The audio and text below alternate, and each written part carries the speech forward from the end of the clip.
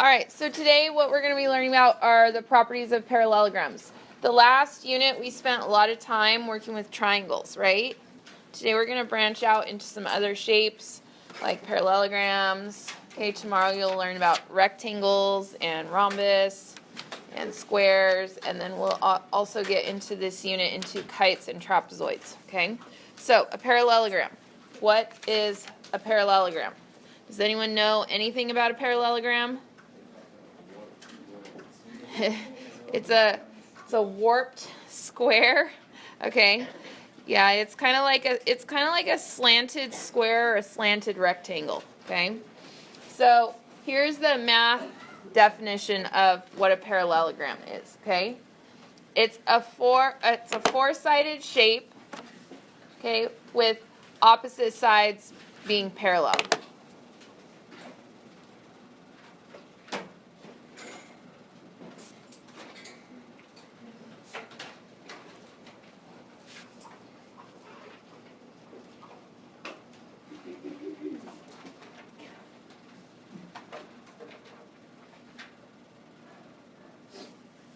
Okay, so it is a four-sided shape with opposite sides parallel.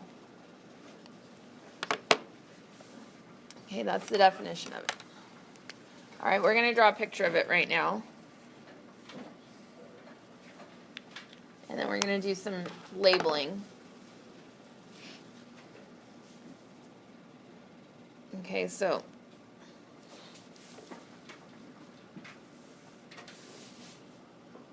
when you draw your picture, try to draw it as accurately as you can.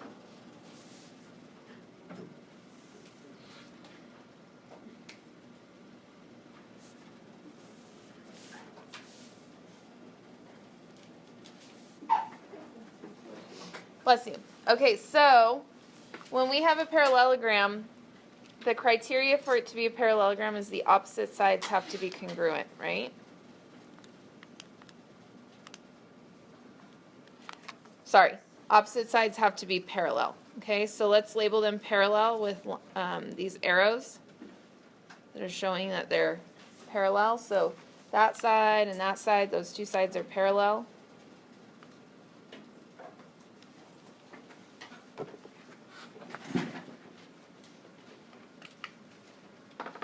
Okay, and then we're also going to label the other two sides parallel, which would be this side here and this side here are also parallel to each other, okay?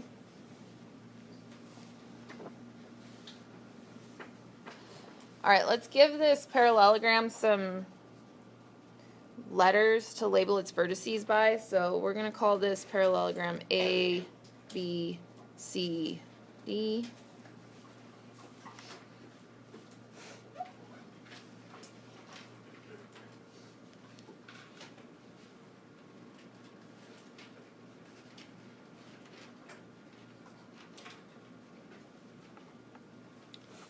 All right, and then a parallelogram has some special properties, okay?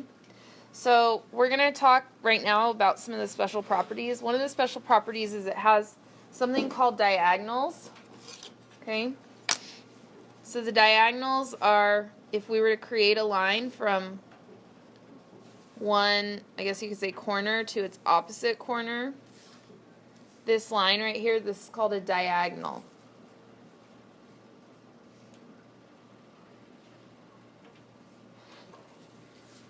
Okay, now a parallelogram has two diagonals because I could also create a diagonal from this corner to this opposite corner over here, right? So this line is also a diagonal. Okay, now one of the properties of a parallelogram is that the diagonals bisect each other. Do you guys remember what the word bisect means? Cut in half, right? So this diagonal and this diagonal are cutting each other in half. So that means that this part and this part are the same size because this line's being cut in half. And then these two parts are also the same size, okay? Because those two are being cut in half. Okay, so diagonals bisect each other. Okay, one of the other properties of parallelograms is opposite sides. We already said they're parallel. They have to be parallel in order to be a parallelogram, but they're also congruent. So this side here and this side here, they're going to always end up being the same size. So opposite sides are congruent. So I can mark those. This one here and this one here congruent to each other. Okay, and then these two opposite sides are also going to be congruent.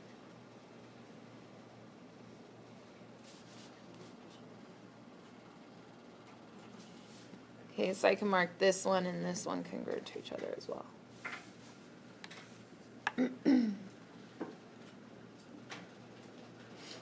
Okay, and then one of the last properties of a parallelogram is its opposite angles are congruent. So for example, angle A, this whole angle right here, is the same size as its opposite angle over here, angle C. So these two opposite angles are congruent. Okay, same thing with angle B and angle D. This angle B over here is the same size as this angle D over here. Okay?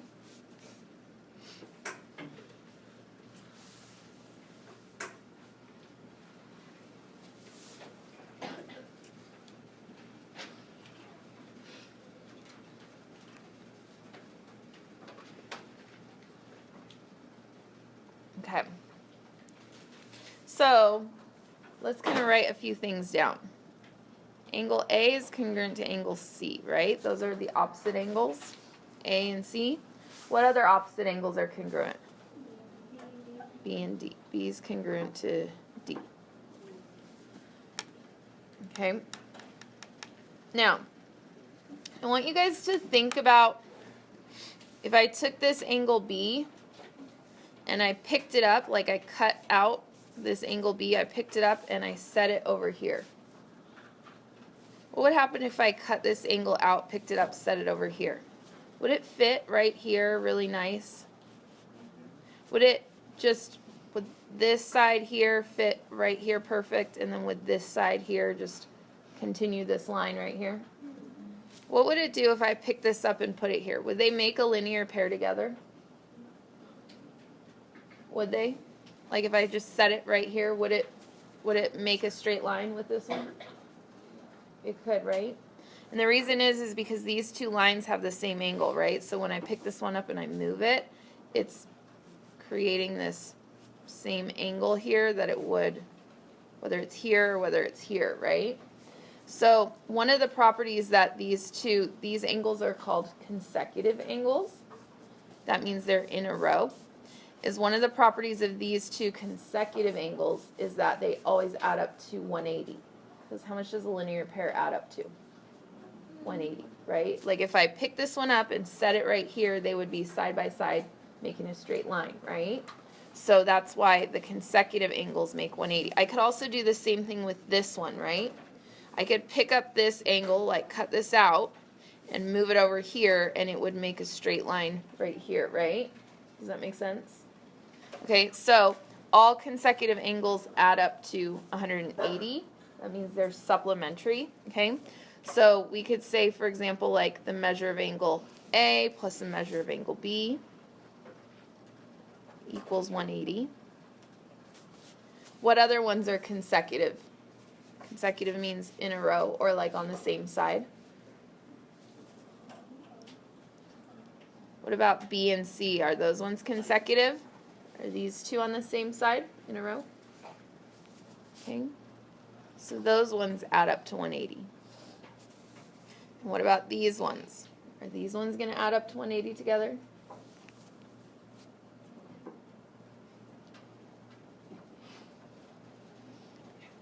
And then the last set that's consecutive are these two. These two are going to add up to 180.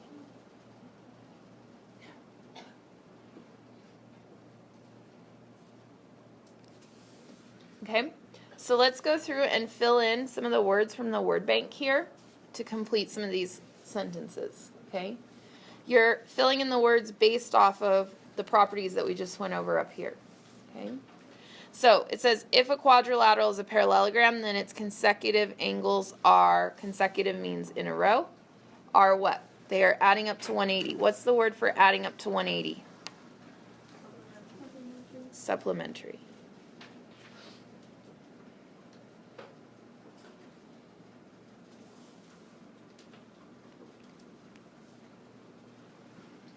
Okay, the next one. If a quadrilateral is a parallelogram, then the opposite sides are what?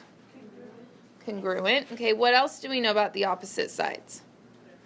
They're parallel. Okay, so we get to fill in two words here. They're congruent and they're parallel.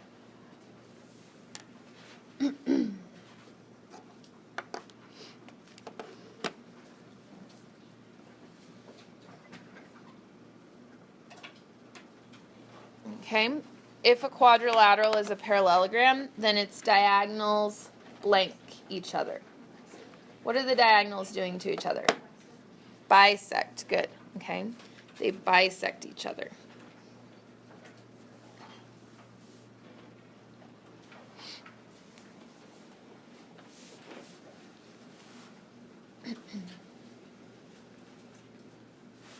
Okay, and last one, if a quadrilateral is a parallelogram, then its opposite angles are what? What did I know about the opposite angles? They're congruent. Good.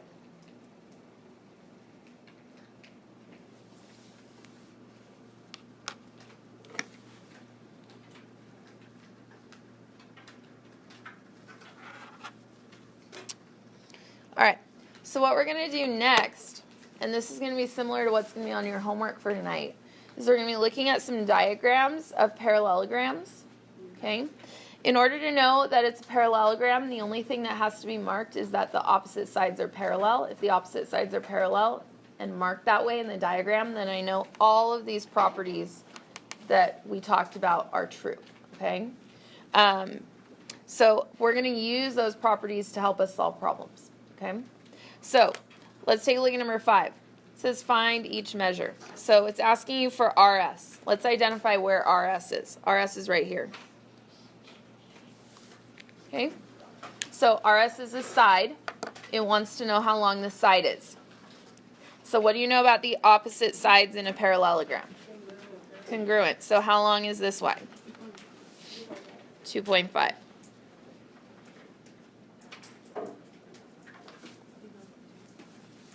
Hard or easy? Easy. Okay, let's look at the next one then. Measure of angle K. All right, let's look at where angle K is. Angle K is this angle right here. Okay? Now, look at the other angle they gave you. They gave you the one right next to it. Are these going to be congruent or are they going to be supplementary? Supplementary. So, how do you find the missing angle if you know that these two together add up to 180? Yeah, you could either set up an equation or you could subtract 72 from 180. Either way, you get the same answer, right? Okay, so what do we get for the measure of angle K? What was it? 108? Okay.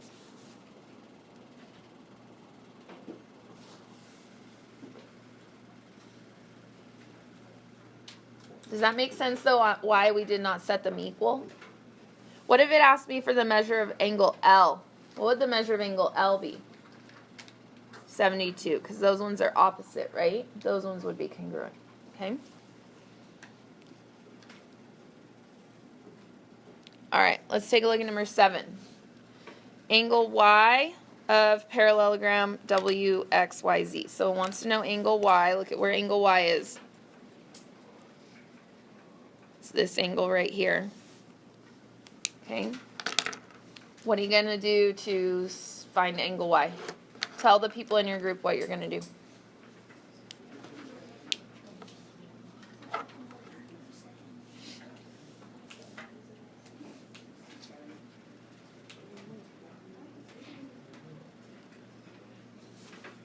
Okay, so what'd you guys do to solve?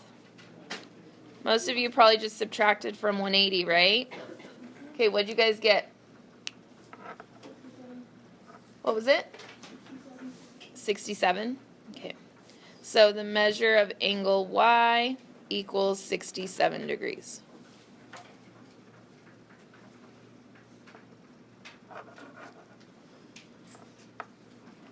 All right, let's look at number 8. It wants you to find side GD. Let's look at where that side is. It told you this is a parallelogram, right? So sometimes it'll give you the marks, like here. Sometimes it will just tell you in the instructions it's a parallelogram. And that's why they leave the marks off if they've told you in the instructions. Does that make sense? Okay, so what's this side right here? Is it 14 or is it 15? 15, okay. Okay, not too hard, right? Okay. If you guys are ready, flip over to the back.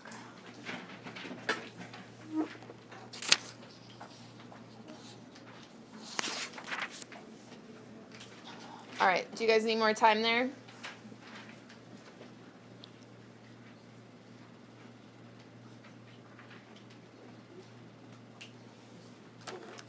All right, so let's take a look at the picture up here. It says use the figure below to find each measure. Okay, first of all, we know it's a parallelogram because of the parallel signs marked on each side, right?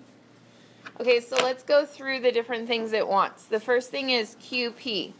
Let's identify where QP is. QP is over here. Okay, so how long is QP going to be? Yeah, same as this side, so 19.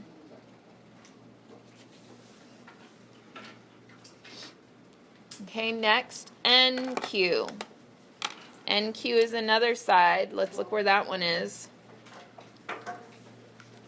Okay, it's going to be the same as its opposite side. So how long would NQ be?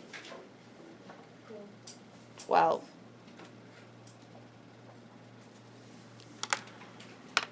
Okay, OR. Let's look at where OR is. OR is a portion of the diagonal. Okay? Does anyone have any ideas of how long OR is going to be? 13. Good. Okay, because this part of the diagonal here, this part is the same size as this part here. So these two parts are the same. So yeah, it'd be 13.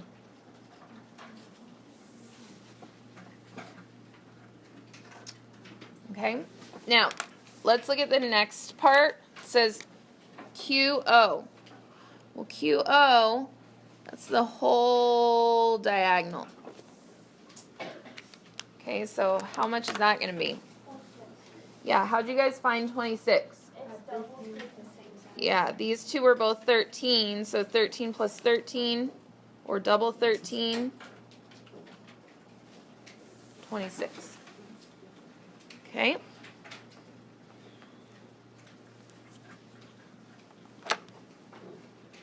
All right, and the last part, NP. Okay, NP is this part over here.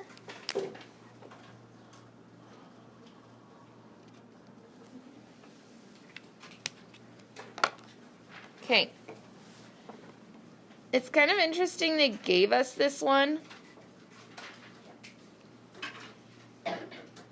because the diagonals in a parallelogram aren't necessarily congruent to each other. Okay? This part here is congruent to this part here. This part here is congruent to this part here. But this whole thing, we don't necessarily know that that's congruent to this whole thing. It may appear to be congruent, but there's no like theorem or reasoning that states that the two diagonals are congruent in a parallelogram. Let me give you an actual example of why we can't say that the diagonals are congruent. Let me draw you a different kind of parallelogram.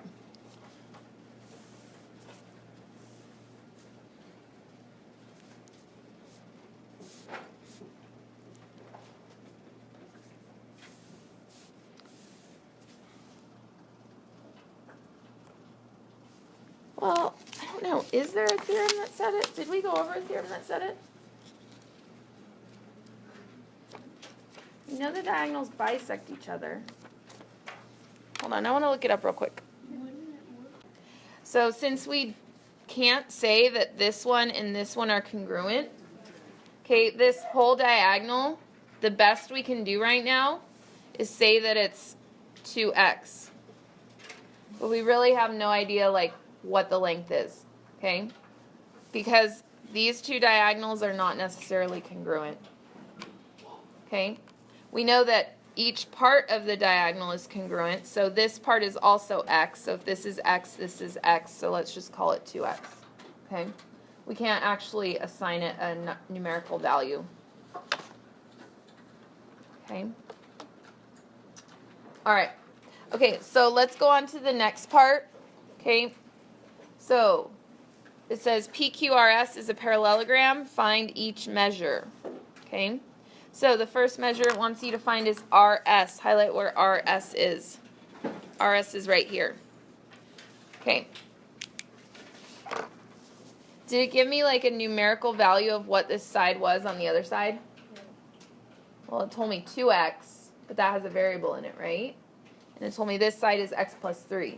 So what do I know about these two opposite sides? They're equal. So maybe what we should do is set them equal to each other. Solve for x, and then plug it back in. Okay? So what do you guys get when you solve for x there? X equals 3, so when we plug it back in, what do we get for the full side? 6. Okay?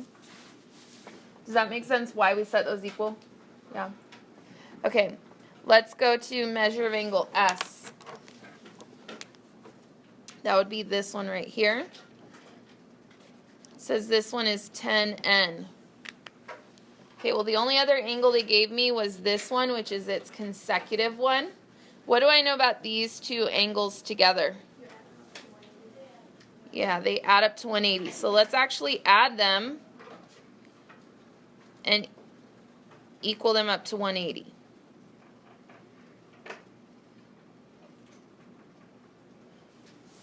Now, we can solve it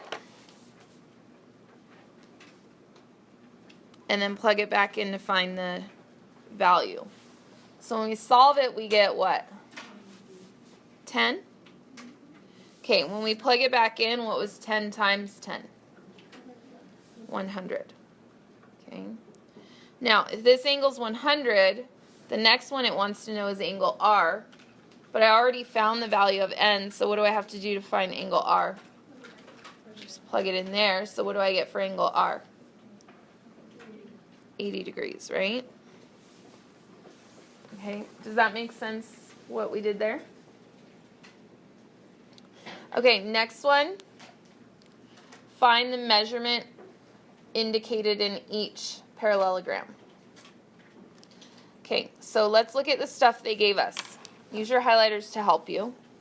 They gave you the length of WH was 2x minus 9. WH is this part right here. That part right there, 2x minus 9.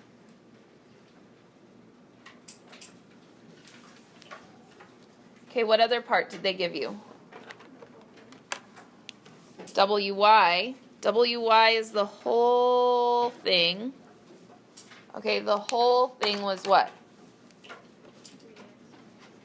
3x minus 9. Okay. It wants me to actually find what is the length of WY. So it wants me to find what is the length of this whole thing. Okay. Well, what do we know about this diagonal right here? What do we know about these two parts of the diagonal? They're congruent. So if this side is 2x minus 9, how much is this side? 2x minus 9. Now, didn't you guys learn in the beginning of the year something called the segment addition postulate? You remember that? It said the part plus the part equals the whole. So let's use our segment addition postulate and do the part plus the part adds up to equal the whole. What was the whole? 3x minus 9. Okay, now we have an equation we're going to solve to just at least help us find x, right? Okay, so let's go ahead and combine your x's on this side. Combine your negative 9s. What's negative 9 and negative 9? Negative 18. And now let's start moving things. I'm going to move the 3x.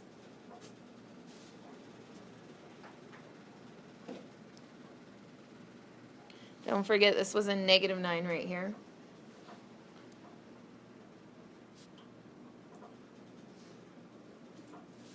Okay, so what did we get for our value of x? X was positive 9. Okay, now, is positive 9 the answer? No. Okay, what's the actual answer? WY. Yeah, we need to find WY, which was the whole thing. So where are we going to plug 9 in? Are we, right here, right? The whole thing, 3x minus 9. So WY equals 3 times 9 minus 9. Okay, well, what's that? Okay, what was 27 minus 9?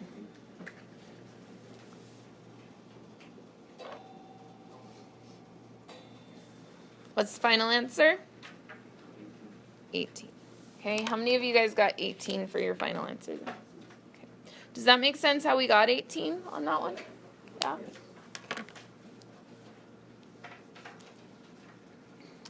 All right.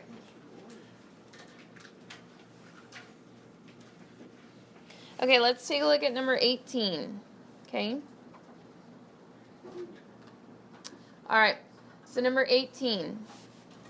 Okay, it wants us to find the measure of angle V. Angle V is this one right here. Okay. Now, I wish it had given me this one over here, because if it gave me angle X, I could set these two equal to each other and solve, right? But it didn't give me that one. Okay. It gave me this, kind of gave me this one. It gave me this one in two parts, right? Can you guys see how this and this make up this whole angle right here? Okay. Well, what do I know about this whole angle W and this whole angle V? They are consecutive, which means they add up to how much? 180. So I'm actually going to add this one plus this whole thing, which is these two put together. Does that make sense? Okay, so I'm going to do 2x plus 95 plus this and this. Does that make sense why I'm adding both of those? Okay, so plus 54 plus x plus 31, they all add up to how much? 180, because they're consecutive angles, right? Okay, so what do you guys get when you start solving it? Can you guys solve it in your groups? Did you get it already? Okay, now, after you find x, is x the answer? No, because look back at the question. It wants you to find angle V, right? So discuss in your groups how you're going to do that.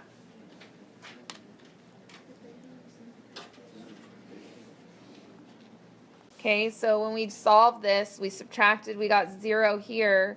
We divide by 3, we still get 0. So when we plug in 0, what was our final answer for angle V? 95. Okay, so 95 was the final answer. How many of you got that one right? Okay, good. All right. Okay, let's go to the last example problems. Okay, it says determine whether each figure is a parallelogram for the given values of the variables. Explain your answer. Okay, so it gave you a bunch of labeling on these diagrams. Okay, we need to check if with these numbers it's working out that the opposite angles are congruent and the consecutive angles are supplementary. Okay, now I know the printing didn't come out so well on this, but this, there's supposed to be a little tiny squared sign here. Can you guys, do you guys see that on yours, how it didn't turn out real good? Yeah, but can you see it very lightly there? Okay, So here's what we're going to do. We're going to plug in the x's and the y's and figure out the measurements of these angles and see if it works out to be a parallelogram or not. Okay? So when we plug in x, 8 times 9 gives us what for this angle? 72. Okay, when we plug in y, 10 times 11 minus 2, that gives us what, 108? Okay, so far are these working out? Are those adding, those consecutive ones, are those adding up to 180? That's checking out so far. Okay, let's make sure though that we get these ones to work, okay? So 9 times y plus 9. Okay, 9 times 11 plus 9. Okay, what does that make? 108. Okay, and then let's do the last one. X squared minus 9. So 9 squared, what's 9 squared? 81. 81 minus 9? 72. Okay, so is that working out? Okay, so I'm going to say yes, it is a parallelogram. And then I need to explain why. Why was it a parallelogram? What happened with the opposite angles? The opposite angles are congruent.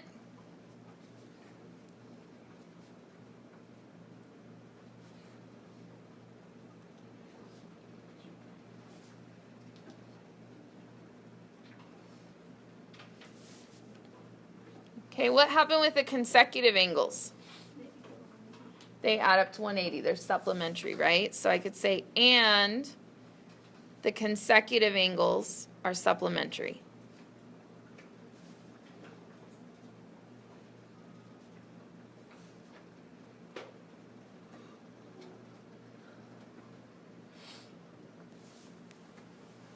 Okay.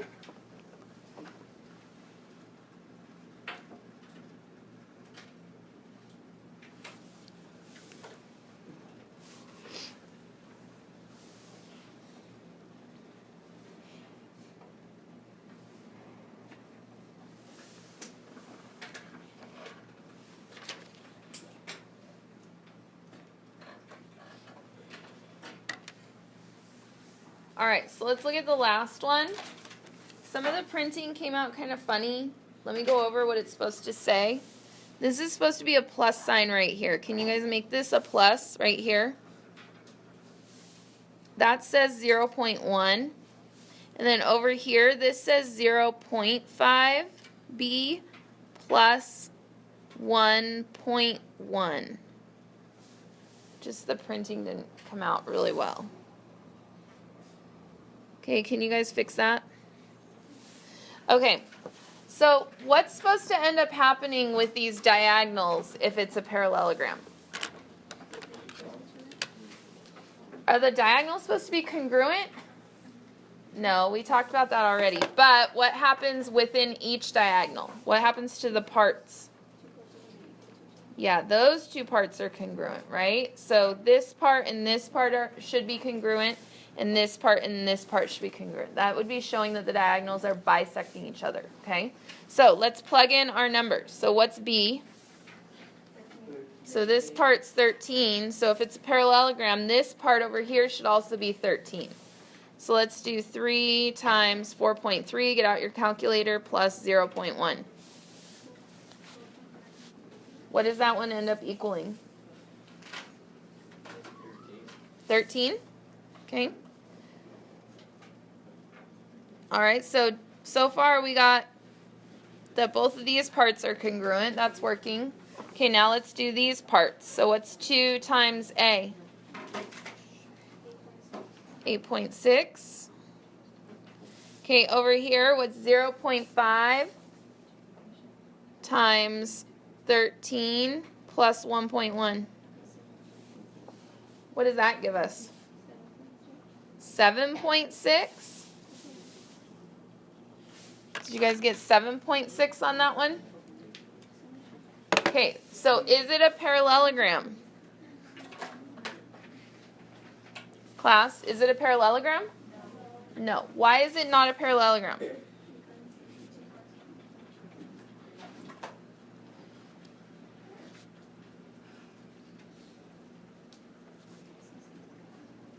Because why? Tell your neighbor what you would write down.